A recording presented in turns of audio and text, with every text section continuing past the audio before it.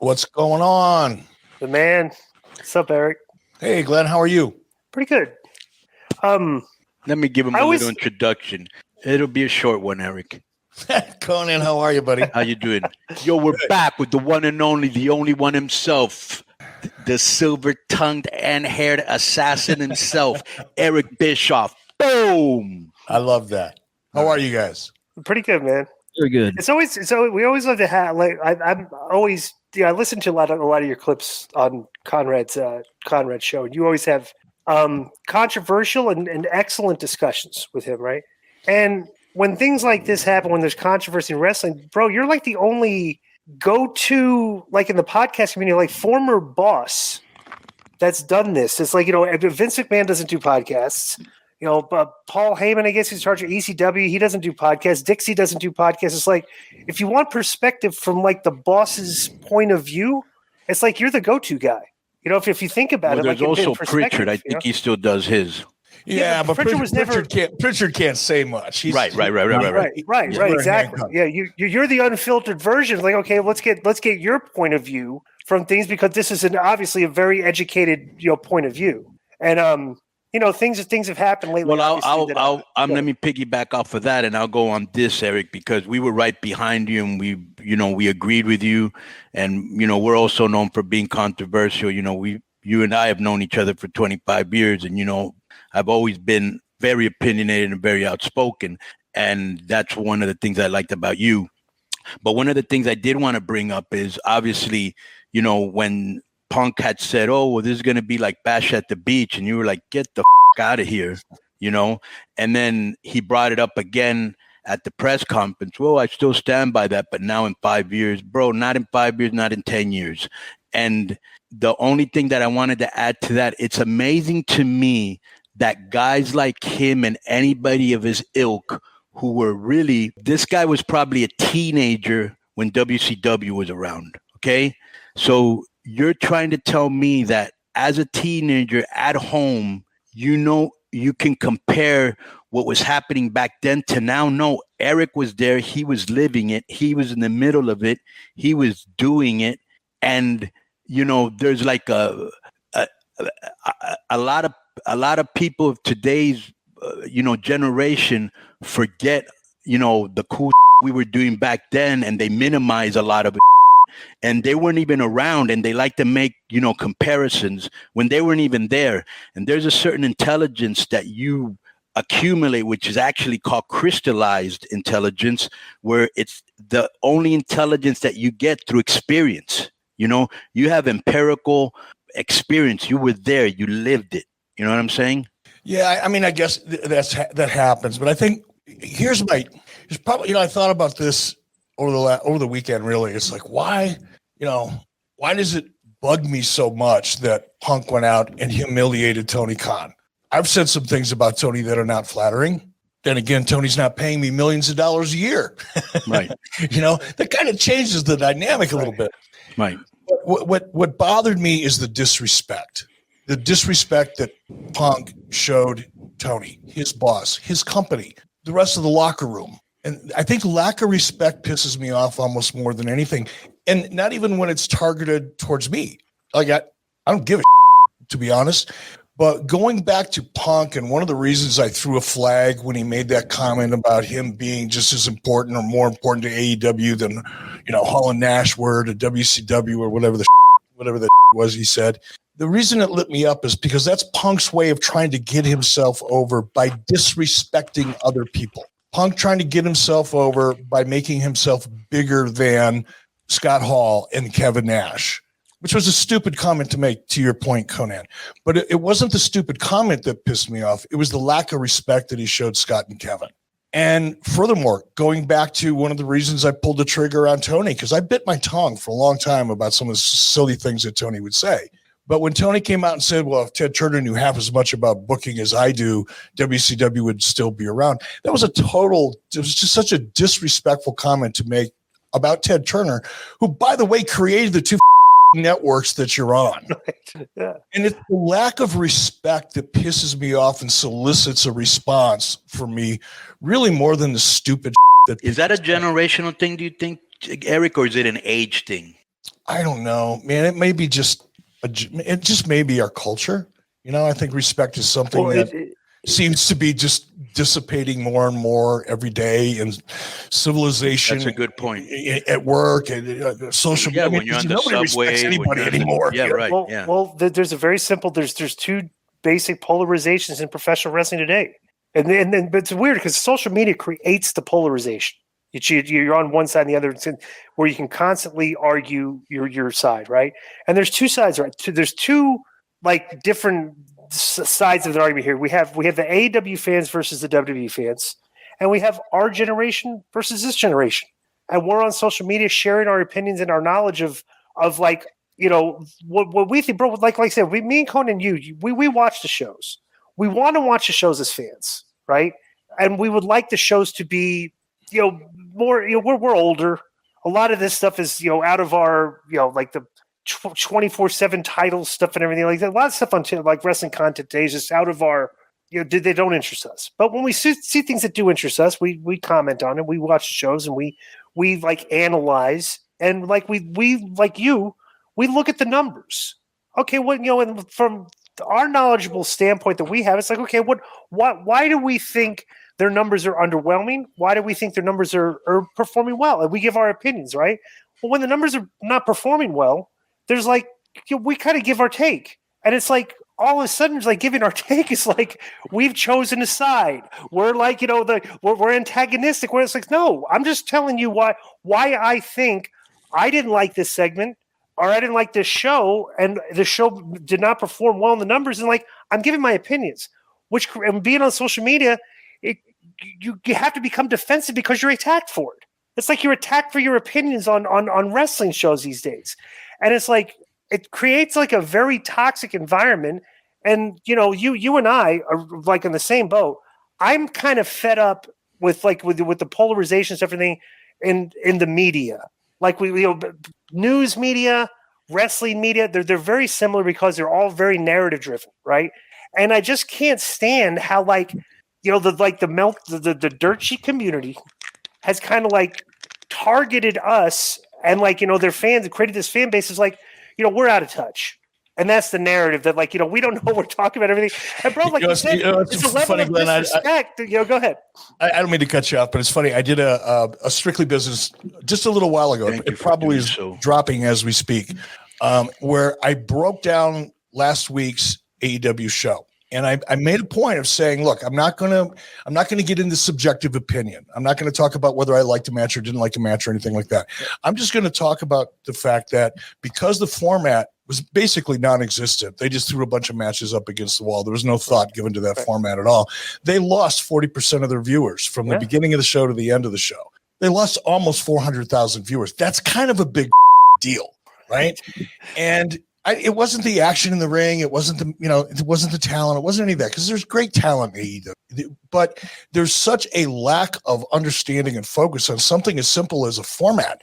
You had on last week's show on AEW, you had a main event, which was the Ring of Honor main event, which just off the bat, subjectively speaking, kind of makes no sense to me, but whatever. But that was in the main event. That was the main event of last week's show. Do you know that from the beginning of last week's show up until the main event, there was no promotion of that main event? Nobody. Not only that, Eric. They mentioned it when the graphics came up briefly, but that's not the same thing as building interest in it. Not only that, Eric, and this is something you and Vince were really good at, McMahon, that is, and even Russo when he was there in WWE. You guys would capitalize on stuff like that because you had arguably, after CM Punk's rumor debut, maybe your most inquisitive. Everybody wanted to see what was going to happen on the show, bro. And you did nothing. The main event, like you said, why are two guys fighting for a title of another company? That's number one. Number two, why is Jimmy Utah and what was the other guy? Daniel Garcia, your main event guys on that show? And that's not a main event match. Those are not main event names. And even if the answer is, I'll take the other side. Yeah, but Conan, we want to give our young guys an opportunity to break through the glass ceiling. Okay, which I think is all, by the way. That's good. You don't have to put them in the main event on that type of show. You have Moxley, you have Jericho, you have Hangman Page, who hasn't said fuck all and is getting buried in all of this. There's a lot of other things that you could have done. MJF, you know what I'm saying? Here's the most obvious thing last week. The most obvious thing they could have done if Tony really felt the need to put that ROH title match on television for whatever reason, whatever his motivation is, whether I agree with it or not, cool, put him on the show. No big deal.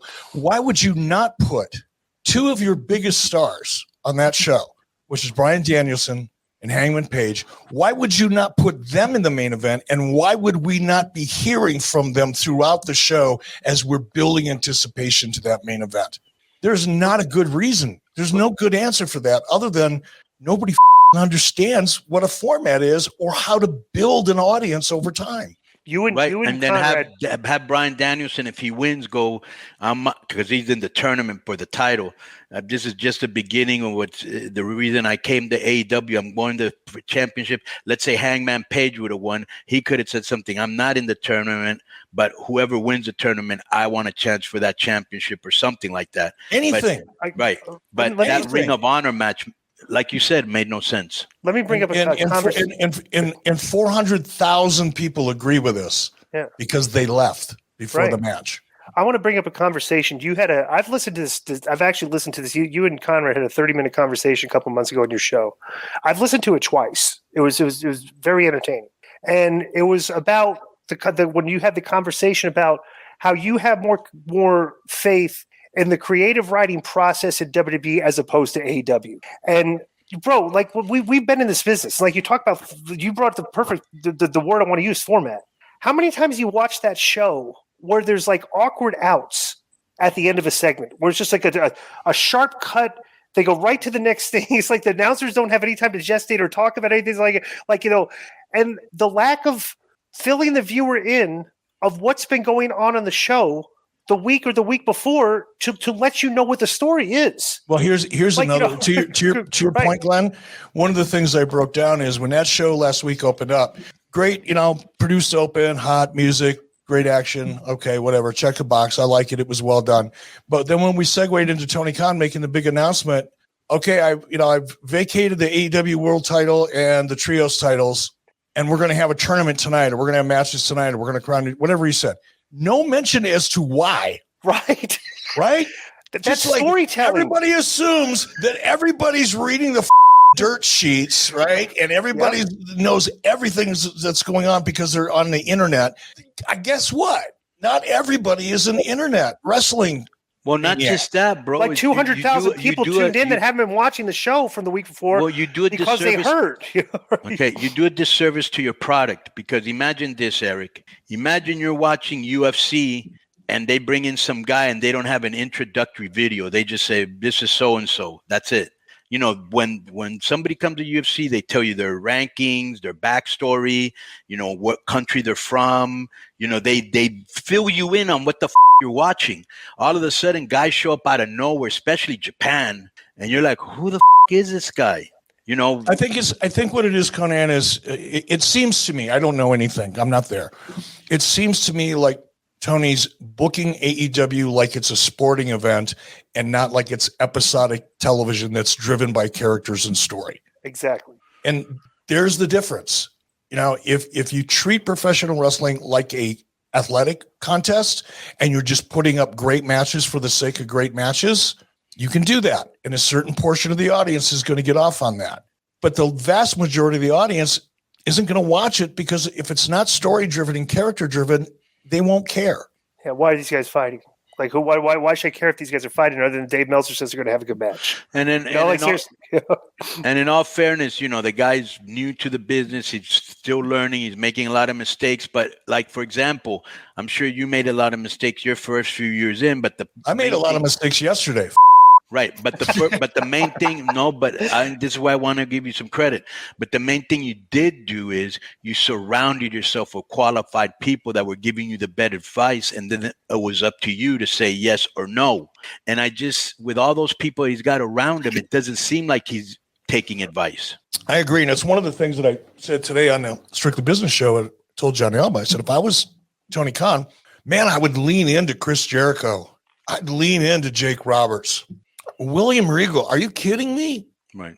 I mean, come on. And and they each have their own unique perspectives. So you get 2 or 3 of those guys that have been around for a minute, Right. that have been through been to the mountain and everywhere in between. Those guys know, and they're right there. I mean, they work for you already, for God's sake. Just tap into those guys. You don't think if Tony Khan said, look, call Chris Jericho on the phone, and I don't know what the relationship is. Maybe Chris doesn't want to do this, but assuming he does, you think if Tony Khan gave Chris Jericho a call and said, hey, Chris, do me a favor, come up with a program that's going to get Daniel Garcia over. I'll give you 8 weeks, 3 months, whatever it is you need, but let's do a build and let's get his character and let's get him over. Come up with some ideas, Chris, and let's figure it out. Let somebody that understands how to get people over, get that kid over, not booking it like sports. Here's another thing. I'm not a big fan of what purpose does this serve? So-and-so's record is 17-30. This guy's 66-33. It's like, really, dude? I mean, I think those rankings are ridiculous and serve zero purpose. Yeah, I mean, I get when he started out, like, I've seen. Look, I think I've tried like that myself once or twice, and it's really hard to manage if you want to make it mean something, right? Because now your win and loss records are driving your creative, and no one can ever really do that. You can do it for a short period of time, or in a tournament setting, or in a tournament, you can do it, but over a long period of time, it's just another distraction because it doesn't really mean anything. And I wanted to get back to something you mentioned. Let me tell you a cure-all that I kind of had for Tony. You know how he writes Dynamite and Evolution or Elevation and Dark and Rampage and all that? And obviously they all suffer because you can't put in the quality that you needed on 4 shows. I always thought you should get some guys like maybe yourself and I'm just going to say another name just to throw another name out there, Gabe Spokowski or whoever. And you each give them one show. One guy runs Elevation, has his crew. One guy has Rampage, has his crew. And whoever gives you results stays and who doesn't goes. But writing 4 shows, that's ridiculous. Especially if you don't even know how to write one. Yeah, writing a show is a skill. Like, bro, but not putting packages in is like the most glaring problem I see. It's like, because if you want to gain viewers and a new viewer comes in, they have to kind of be filled in on what's going on. They just don't do that. It's like you said, they're writing for their community. This is what the way I try to describe like their business model is. Tony was from the Dave Meltzer message board, Wrestling Observer message board community, fantasy booker, wrestling fan, smart mark, and go as luck would have it, one of these people in that community ended up having billions of dollars and decided, you know what? And I think you would agree, Eric, you're a sports fan, right? If you had that kind of money, me and Conan say, I would probably buy a wrestling organization. I would probably buy a football team. I wouldn't buy an English soccer team, but I might buy a hockey team, something. But I would be smart to know, it's like, okay, I got my fingers in all this stuff. Like, I'm going to delegate my tasks to different people instead of just hey, I'm going to buy this and I'm going to run it. You know what I'm saying? Unless your fantasy was to be Vince McMahon or Paul Heyman, or your fantasy was to be Jerry Jones, or if that's your fantasy, what's your then you would make the mistake of trying to run it yourself. Right. Exactly. Let me finish. So it's like, so the guy comes in, it's like, I hate to use this word. I don't want to be disrespectful, but it's a classic example of a money mark, right? A guy with a bunch of money bought the company, no experience, just like he's from the dirt sheet community. He's from the smart. He read Meltzer's newsletter, talks to Dave. He's on the message boards and stuff, right?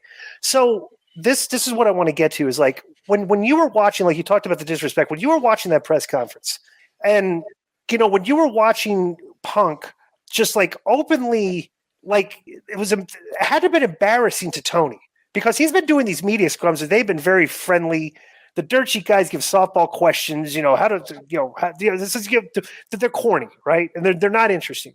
And all of a sudden out of nowhere, Punk is, burying talent that you're paying, it's he's paying Adam Page, he's paying Cole Cabana.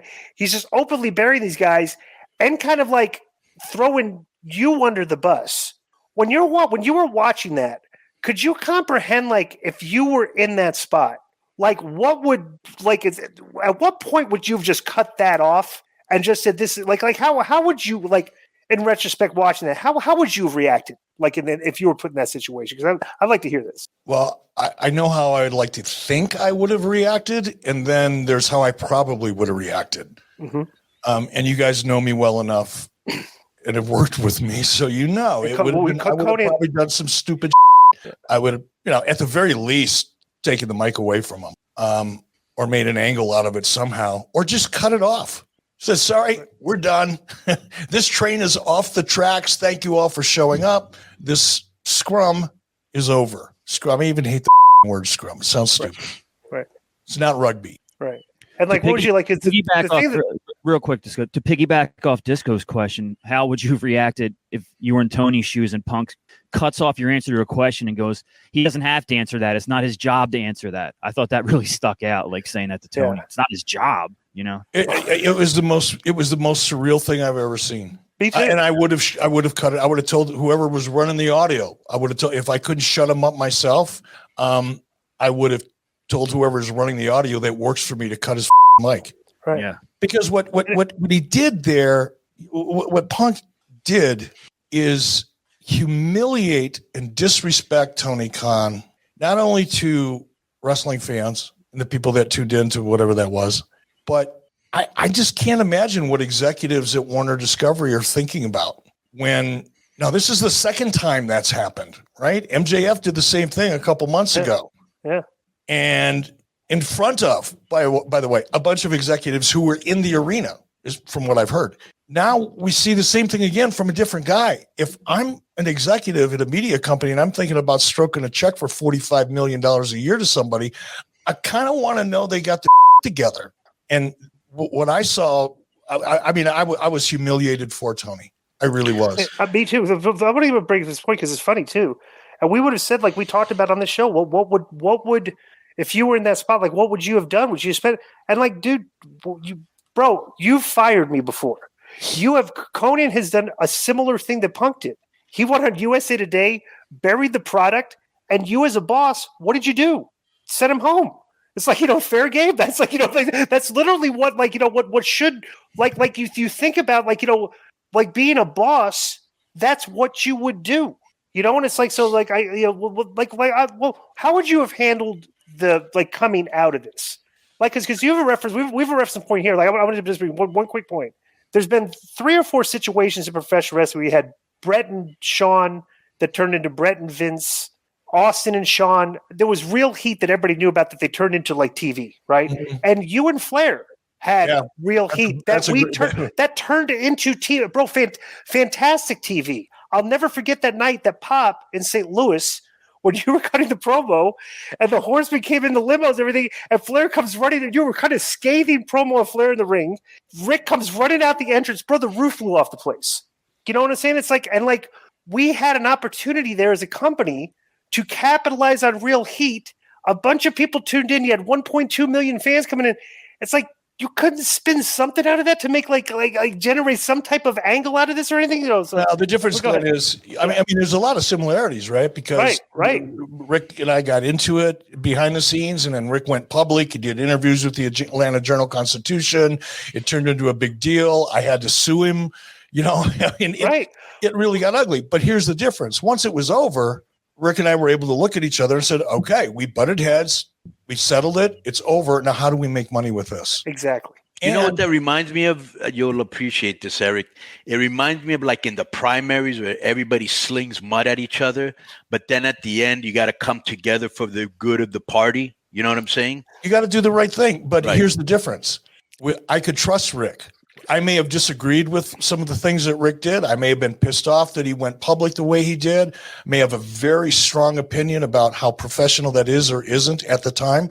But once it was over, it was over. And I knew that if we both shook hands and agreed to turn it into a story, I could trust him 100%. How do you trust Punk? How do you trust him now? Good point. I don't think you can. And if you can't trust him, you can't make a story out of it. Well, somebody asked us, either Joe or Disco, what would you do now after that fight? Would people get fired? Would people get suspended? What would you do? The fight doesn't bother me that much, and I know I'm going to get my ass kicked for saying that, but it's just not the biggest. It didn't hurt the company. That fight did not hurt the company. Right.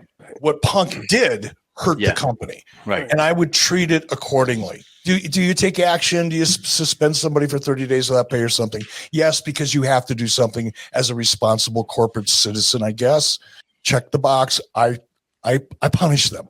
But at this point, I don't know what I would do, because now there's such an intense legal complication, because what if Tony wants to fire Punk, and maybe he does, maybe he doesn't, I don't know. But if he does, what does he fire him for? What was the breach of contract that would I think I don't know the correct words, but putting the company in a bad light. That was not a good interview. You're supposed to be the champion, the leader, the top babyface, your biggest paid, an advocate of the company, not go out there and do what he did. He had and MJF, presumably, who did the exact same thing, just got a raise. Right. So was the president, right? So there's that, right? Well, but he didn't use MJF for months, right? Doesn't matter. It doesn't. Now we're talking about if Tony wants to fire, or if Tony's attorneys want to fire CM Punk, what are they going to fire him for? Do you think MJF's? Do you think? Okay, let me ask you this question. Let me play devil's advocate now. But do you think what MJF was as egregious as what Punk did? Yes. Okay. Yeah, because it was in front of like a million. It was in front of a million viewers on live TV. Yes. It's a glaring difference. The Punk media scrum was on YouTube, but everybody we learned about it. I think some people might think it was an angle because it was an in-ring, whereas they know Punk's was a shoot, and I think that there's a little difference there. But I think maybe like if let me ask everybody this real quick, Disco. One thing that I saw pointed out today was it was embarrassing, and Punk, said things he shouldn't have said about Tony and other EVPs. Why is it still on YouTube? Why on their official channel didn't they remove it or edit it or anything like that? It's still there for all to see whenever they want. You know what? That's a great question. I didn't know it was still up on YouTube. Yeah. Now I'm even more perplexed. Right. Let me give a point of reference. That up there. Luke Rockhold, before his fight with Paulo Costa, ripped Dana White in the press conference, like everything. Bro, they put up all the fighter things on the UFC YouTube on their page. All the clips. They didn't put that one up. They took it down. Right. Of the one where Luke Rockhold's burying Dana White. Right. Let's. I want to ask you this, because I'm creatively speaking. Let's say we're Tony. You're Tony Khan, and me and Conan. We're your right hand man, booking stuff, like conversation wise. I think, bro, like they've done nothing to capitalize on this, like zero, to the point that like they're trying to ignore it. Okay, my thing is like, okay, we can do something to capitalize here, because right off the bat, it's like one guy that's been buried in this and stuff, I think, is Hangman Adam Page. He's never gotten to speak on any of this, and I think a lot of people want to hear what he has to say. Like, would you put Page on TV and let him, like, my thing was like, if they open that show, Hangman Adam Page comes out on TV, gets his receipt back on Page, cut the receipt on him and the thing, and says, Tony Khan, please do not fire that guy. I want to get my hands on him. Yeah, but just like something that's tone. Go ahead. But again, Glenn, you're talking about Disco. You're talking about turning that incident into a story, and you can't do that when you've got legal ramifications hanging over your head. You've got people that you can't really trust to do the right thing. And oh, by the way, he's broken again. Can't have a match without breaking down like a 60-year-old He's won the title twice. And he's been hurt right afterwards. So what have you got to work with? I understand why it's tricky, but not only that, Eric. What I would do is I would sit down with my team and say, look, dude, we got to wipe this shit. This slate's got to get wiped clean and in a hurry. Right. And I would focus on the people that I knew I could trust, that were healthy, that were great talents. I'd pick out 6 or 8 people that I was going to put all of my resources behind, time-wise, maybe 12. And I would spend the next 12 months getting those people as over as I can possibly be. Yep, you'll have some other people on the show, and you'll cycle some new people in and out and all that kind of stuff. But I'd have 12 people on that show, 10 at the minimum, that I'd be focused on, instead of just cramming it full of a bunch of talent that nobody knows or cares about. Yeah, that isn't on TV every week. Let You me know, you ask should you look a at your question, core Eric. group and like they should be on TV every week, and it says that the show's all over the place. And that's the thing that most wrestlers don't get. And I have to explain this to my crew all the time. I can't push you all at the same time. Nope. So right now I'm working on this group, and whoever gets over from this group, I keep working. Then I'll get another group. Whoever gets over in that group, I'll put them with this group, and then I'll work with you on And other it takes stuff. time. Right. And But it everybody takes- wants and everything now. You can't do that in 6 weeks or 8 weeks. Right. You're talking about an 18-month or 24-month plan. Right. And yeah, you can lay out an 18-month plan or a 24-month plan, and going to change. People are going to get hurt. People are going to go off and join a monastery and fight religion. You're going to get into contract. You know, happens. It's life. It's a wrestling business. But at least if you have a basic plan and you're working on towards the end of that plan, you can adjust and not get too far off track.